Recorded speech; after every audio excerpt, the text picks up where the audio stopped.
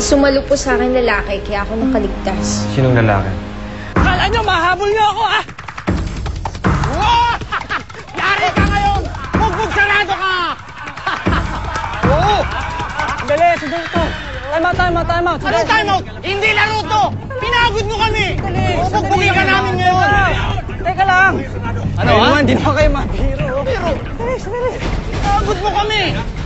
Ano, ha? Ano na naman ang pumasok sa isip mo, Celine? At tumakas ka na naman. Tita SP, suwang-suwa na ako sa buhay ko. Tignan mo, lalo na may nakabantay sa akin. Tita, hayaan nyo na. Para sa kabutihan mo rin yon. Ano ka ba? Tita, hayaan nyo na ho. Buti wala nangyari masama kay Celine. Oh, teka. Saan ka pupunta? May bisita ka? Tita, gusto niyo po ba akong humarap kay Harold ng basa? Okay, sige. Magbihis ka na. Sige, dalian mo, ha? Itong batang ito talaga, oo. Pinapakulo ang dugo ko.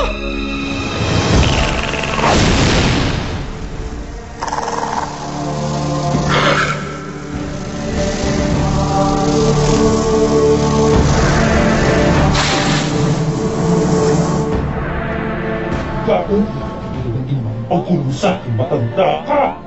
Ikukulong din kita dito hanggang sa matanda. Ha?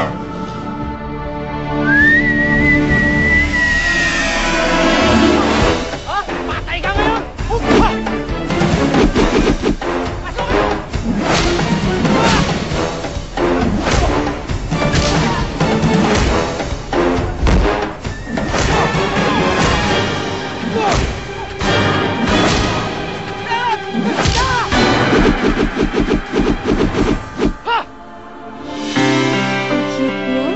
Ang tapang.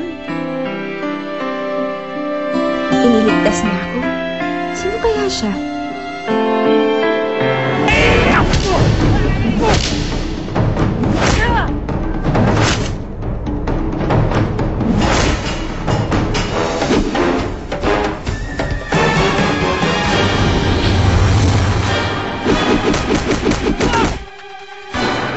Ano pangalan niya?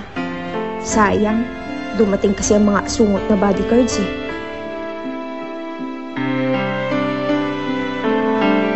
Oh, bihis ka na kami. Halika na. Tayo pupunta. Sa baba, kay Harold. Tita, tinatamad po ko. Pakisabi na lang sa kanya na masakit ang ulo ko. Ay, nako. Harapin mo maayos yung tao dahil dinadalaw ka na maayos. Harapin mo, kabastusan yan.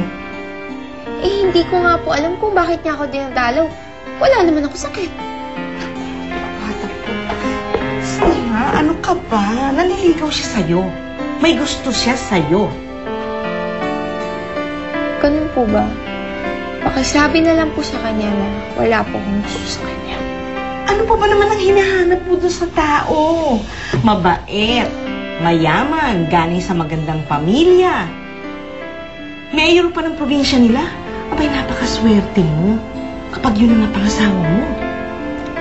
Pero tita, ang bata ko pa po para mag-asawa. Ay, saan ka